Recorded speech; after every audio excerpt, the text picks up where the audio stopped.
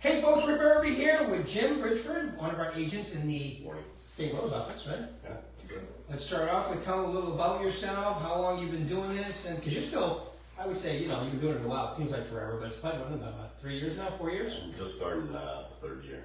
Just starting the third? Yeah. So tell a little about yourself before that, too. Well, grew up in Eagan, Minnesota. I went to the Navy, basically right out of high school, spent 4 years in Okinawa. Came right out to Vegas after that and jumped into a 21-year career in the gaming industry, kind of on the manufacturing side, slot machine side of gaming.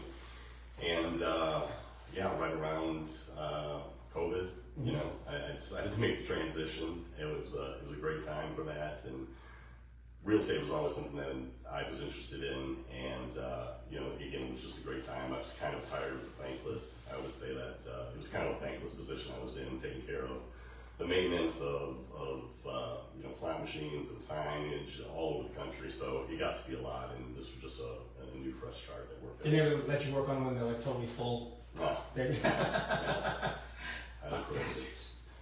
Right. So, I've been got my license in August of 2020, which, turned out in hindsight was a great time to get into the real estate business. Right. And I have a couple friends that kind of gave me a good push, a lender, a dear buddy of mine that really kind of helped me out get rolling. And it's been a great change. Good. Yeah, and you're doing well too. So, and the great thing about you is when you came here, you immediately jumped into the things that not a lot of agents like to do, but cause you to get into transactions, and like you have a schedule, you treat it like a business. A lot of times I come in the morning, I see your car as I turn the corner. Yeah, right? Yeah.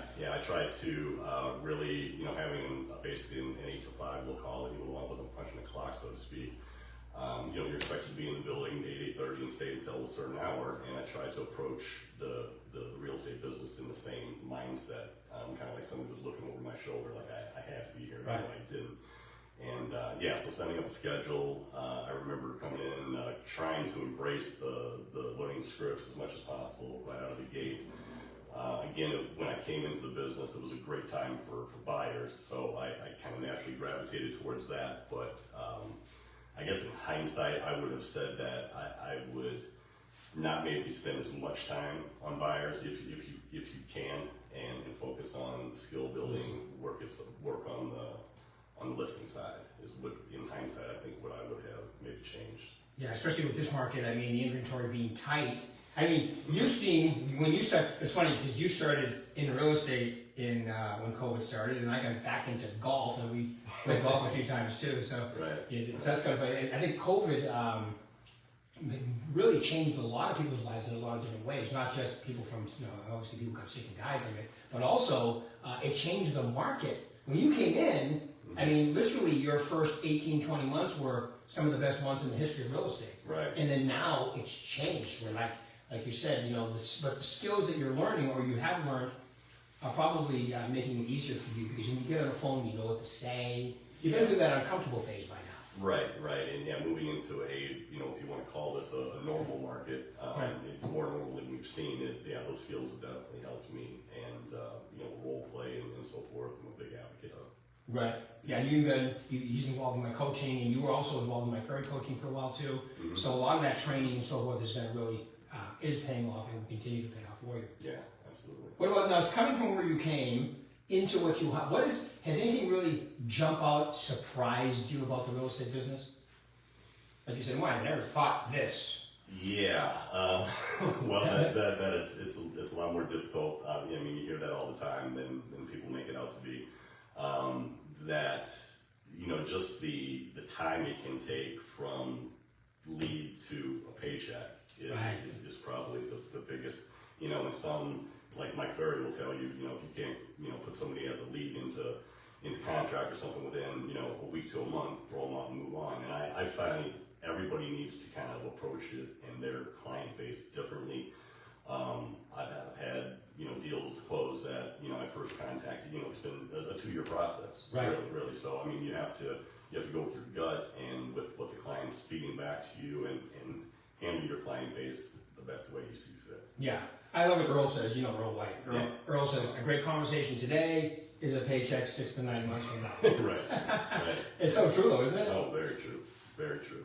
So Yeah, so the you know, when you're outside of real estate looking in, a lot of times, maybe this happened to you too, a lot of people get into real estate because they're like, well, the agent that sold me my house, if that person can make good money, I can probably kill it in real estate, right? Yeah. That's why most people get into it.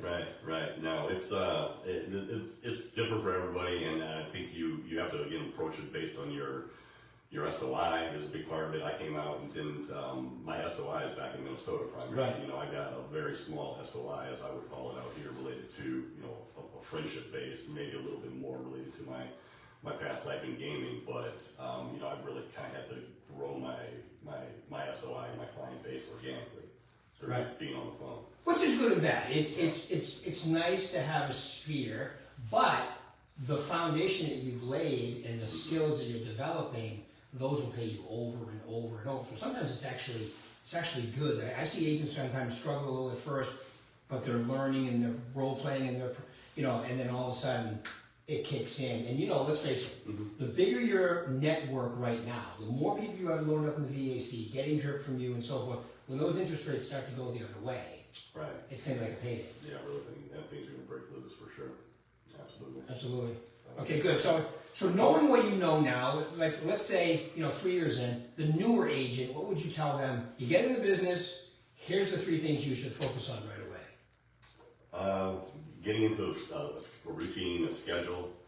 I would say getting into the office and being around assuming you don't have any background. I didn't have any background in sales or anything. So getting in the office, being around, hearing the talk, the jargon that's used.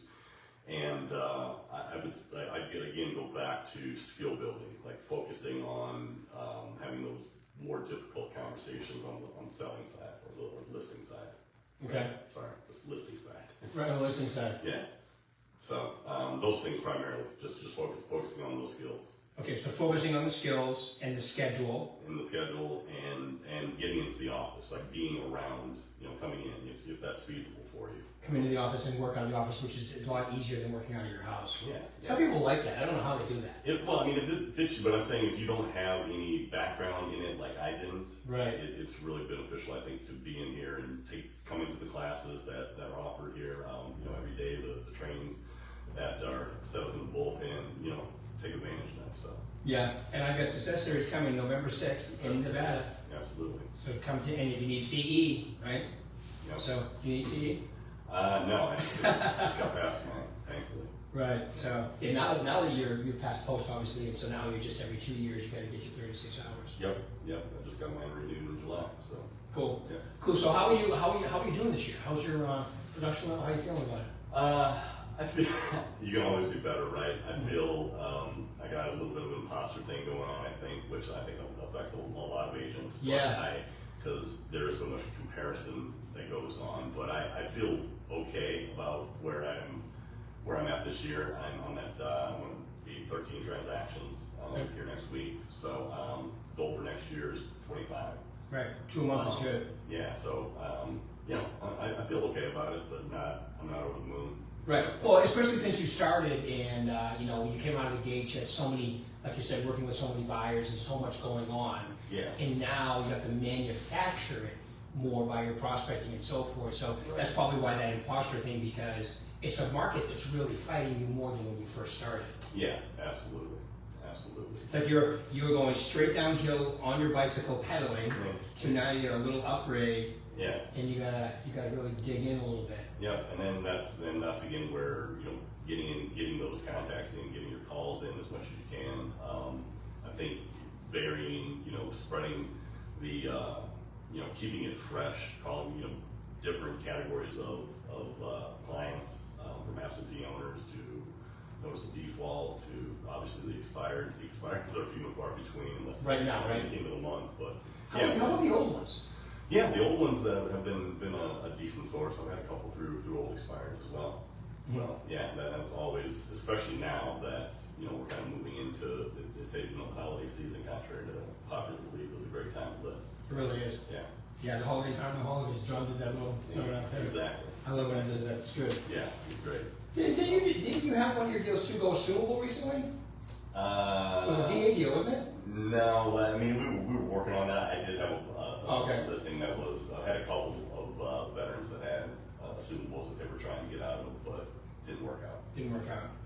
You know, that's a big thing right now too, because a lot of those VA, FHA are assumable, and the rates, you know, that they got a few years ago are much better than what they are now too. So I see a lot of that on social media, but that's coming, even in MLS too. Right. It's coming out a lot more. So you gotta kind of keep your eyes open and go with the flow. And but you know, the rates won't be high forever, and the market will turn.